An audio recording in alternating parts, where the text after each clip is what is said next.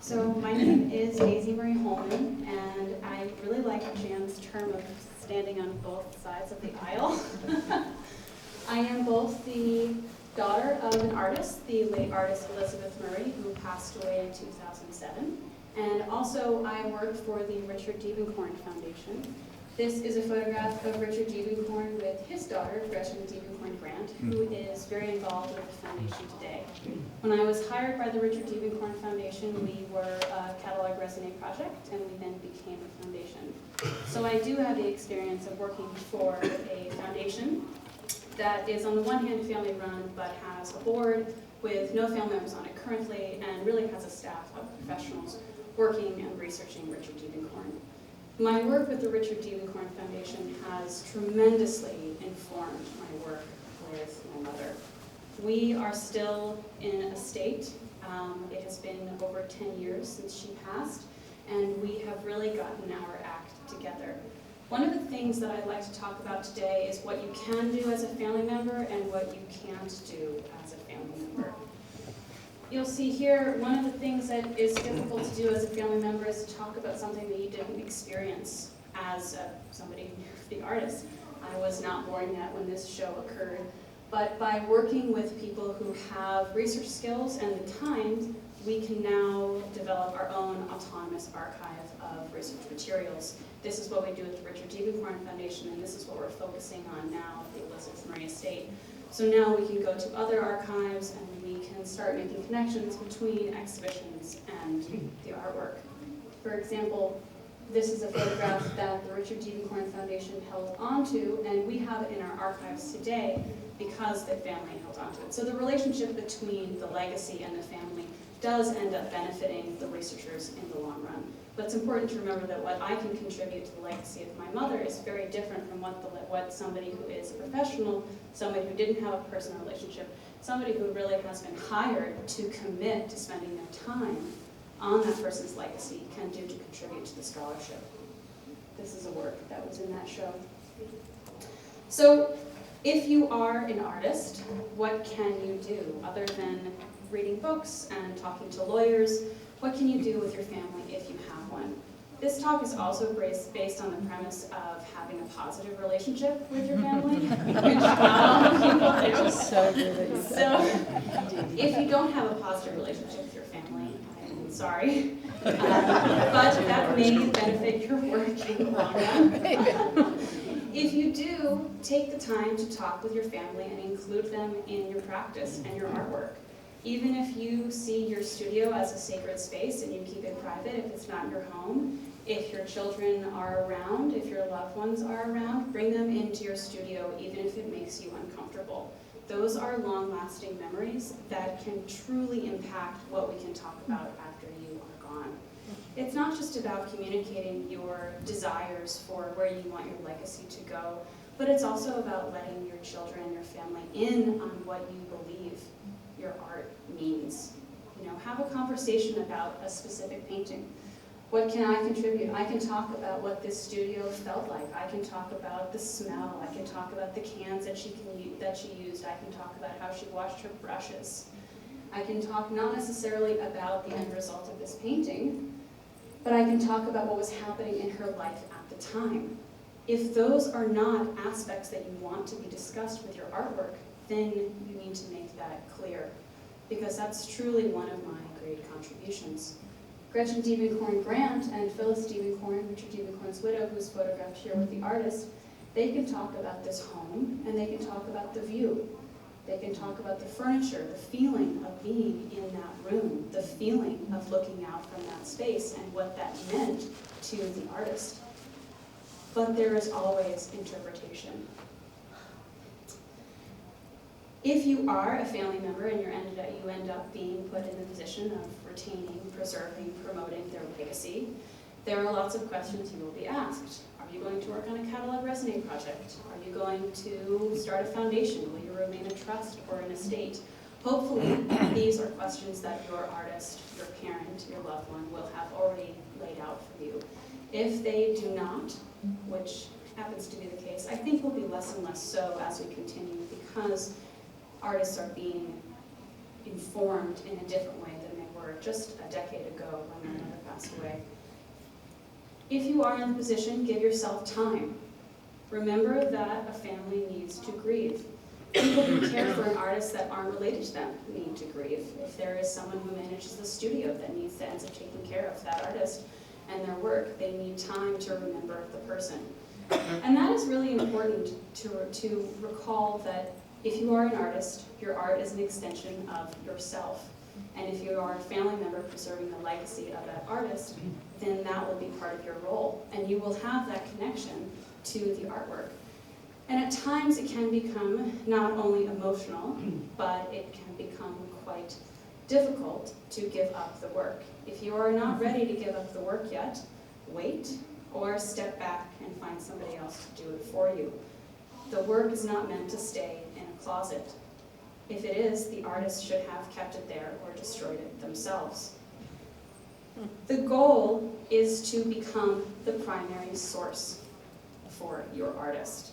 And that does involve hiring professionals who can collect photographs that you may not own, and also professionals who can organize and process your archives and keep track of all of the work that may not be in your collection. You do own the rights to the work. You will want to create an autonomous archive, and you will want to begin a database if you don't have one already, and to look beyond the work that is in your holdings. Think about representation.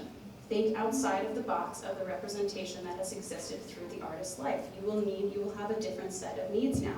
This doesn't mean you need to find new representation, but think outside of the box of your representation. I think what Terri laid out is a wonderful example of looking at different types of galleries, different types of exhibiting institutions, different types of publications. While we can talk about this painting aesthetically and formally, Gretchen Diebenkorn Grant can talk about the importance of the object itself. All of the time that your artist had in the studio that they kept sacred, that maybe kept them away from professionalizing themselves, that kept them away from representation, or kept the representation in charge, is now time that you have to preserve and promote that legacy. So remember that. While the gallery maybe at one time was the boss, you are now the client. And that's very important to not forget, that you have control here in this situation and you do have a say. And as an artist, if you are looking towards your legacy, remember to have that conversation with your loved ones. While we cannot speak for our artists, we can be informed by our knowledge of them as people. And we can have attachments to their artwork, but we also have to let go of them. We have to allow the discussions around their work and the interpretations to change. Without that, the legacy will end. There are many examples of a legacy not continue and not remaining contemporary. And in order to do that, you have to let go a little bit of what your interpretation is of the artist. This is one of the only connections to Richard Diebenkorn from Elizabeth Murray, because this work is owned by the National Gallery, and it was recently hanging in a gallery with Ocean Park of Richard Diebenkorn's. So if an artist's work is their life, if others don't respect it, what does that say about the life? As the child of an artist, no one will take that disrespect more personally than me. That is a double-sided coin, because on the one hand, I will be the person to fight for my mother's legacy, but I also may take things too personally and become inflexible. At the Richard Diebenkorn Foundation, we have had to look at other options, and we have done things like have traveling exhibitions that go to smaller galleries and bring the artist out of a context that he may have originally saw him in. While we do sometimes have a narrower scope because we have been focused so much on creating catalog raisonné, we have opportunities because we know the artist's family. Use your knowledge of the life to inform the work. It doesn't need to be salacious knowledge of what they did on their off time, but who they were as people. Richard Diebenkorn was a particular man, but he was not precious. He had very clear decisions, very clear thoughts about how he wanted his work to be presented, but he also left his studio. This is a quite clean image, but he left his studio as this. We know this part of him because of our relationship with his family, and it has informed all of the work that we do. When you look at the Richard Diebenkorn catalog resume, it will be different from the Robert Motherwell catalog resume, and that is because the groups of people that produced these great scholarly efforts thought a lot about the artist and what they would have wanted.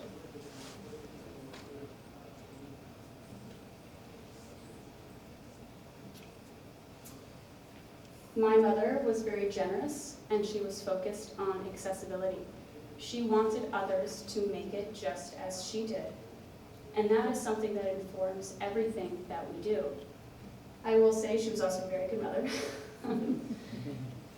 But when we look at what we're going to do with her work, we see tremendous hope, and we are encouraged by her own activity, by her own passion to connect with younger artists, by her own passion to teach.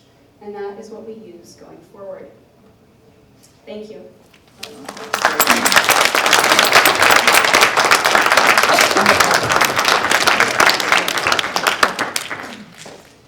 Oh, sorry about that. But don't worry about it. It's faster this way. So efficient. Can you hear me? Okay.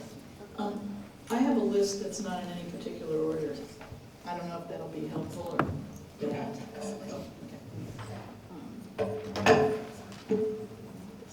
Okay.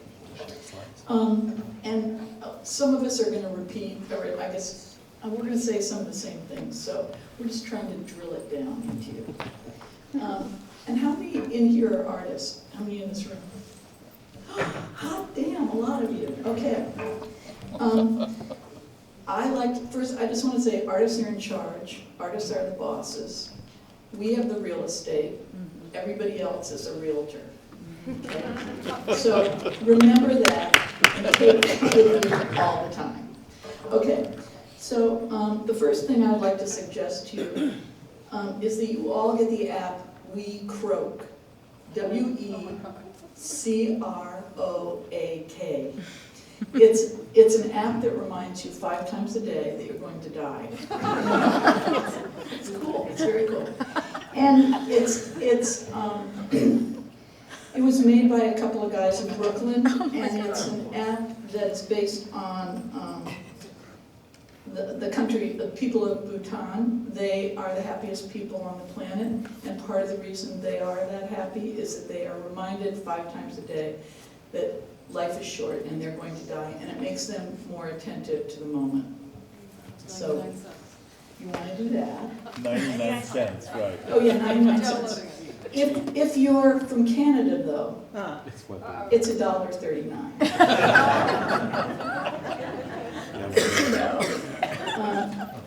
And do you have a will?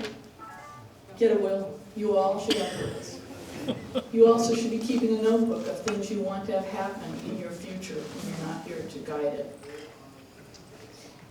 Because you don't, well, anyhow, we could go on for hours. This is like one of my favorite topics, because I'm kind of a control freak, and so I want to kind of plan things in some way, knowing that you can't plan them, but at least you can have ideas about that might help guide people.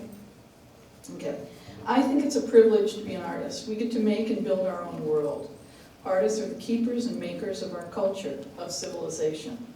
What do artists owe the future? I believe it's our duty to give back. We have lived the lives we most wanted as artists. Regardless of whether we made money or not, we have a place of our own, our studio, our kitchen table, wherever we work, that is ours, and we created it. And that's an incredible, incredible privilege that not everybody has. And because of that, I feel it's really important to return that energy back to other people in other ways. How can we convert that privilege into generosity or philanthropy? We're in the middle of history making itself. We have no idea how the art made today or even yesterday will be be viewed by future generations, museums or collectors, critics or scholars. That is why artists who say, "I don't care what happens to my work after I die," they're either lying or foolish. Because everybody wants to be loved, they want their work to be looked at, and everyone wants to be loved and remembered. And Louise Bourgeois had a phrase that went around, one of her sculptures that said, "Love me, love me, love me," all the way around it, which is, I think, when an artist puts something out in the world, they're putting an act of love out into the world, and so they're asking you to love it back or to be loved by it. Anyhow, so that was running around the sculpture, and it also, you could go backwards and go, "Me love, me love, me love," too. When you write it out, you see that.